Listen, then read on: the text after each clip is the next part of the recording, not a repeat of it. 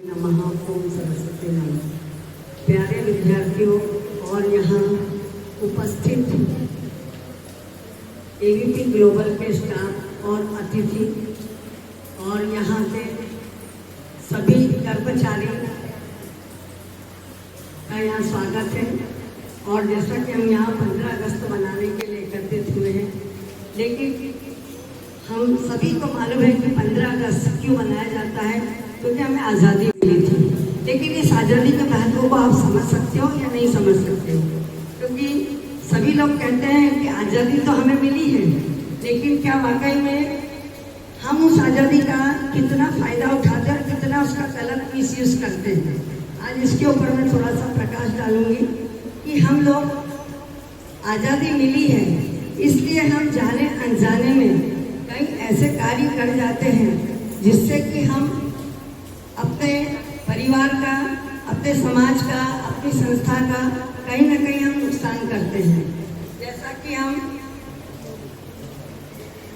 आज़ादी के लिए सबसे पहले तो हमें क्या आपको पता है कि हमने सभी ने राष्ट्र ध्वज को नमन किया है, राष्ट्र कल्याण के प्रति अपने संकल्प को दोहराया है, देश के विकास और सुरक्षा और देशवासियों के कल्याण के लिए के प्रति हमेशा समर्पित रहने की प्रतिज्ञा ली है। क्या देश ने हमें आज़ादी दी, किंतु इस आज़ादी का कहीं ना कहीं दुरुपयोग बहुत ज़्यादा हो रहा है। आज़ादी वह है जहाँ हम अनुशासन संस्कार का पालन कर गलत को गलत कह सके, किंतु अनुशासन को तोड़कर आप सही को गलत साबित करने को आज़ादी मानते हैं। तो क्या ये सही मायने में आज़ादी है? संस्कार विहीन होकर हमें ऐसे कार्य करने का स्वयं से वादा करना चाहिए जो एक अच्छा इंसान, परिवार का भक्त, समाज का भक्त, शहर का भक्त, पढ़ने वाली संस्था का भक्त, तब कहीं जाकर हम देशभक्त बनकर एक योग्य इंसान बन सकते हैं। इस दिन हमें अपने स्वयं के विकास के बारे में सोचना चाहिए। हम अपने स्वयं के विकास के बारे में सोचेंगे तभी हम देश का विकास कर पाएंगे। जैसे स्वयं के विकास के लिए सबसे महत्वपूर्ण बात है समस्याओं और चुनौतियों पर अपना मंथन करना। जो समस्या आती है और जो चुनौतियां हमारे सामने आती है, नई चुनौतियां आती है, तो उस पर मंथन करना चाहिए। इस ऐतिहासिक अवसर पर हमें किसी व्यक्ति या शिक्षक को अपना आदर्श मानकर अपनी प्रगति के उन मूल्यों को बनाए रखने के लिए शपथ लेना चाहिए।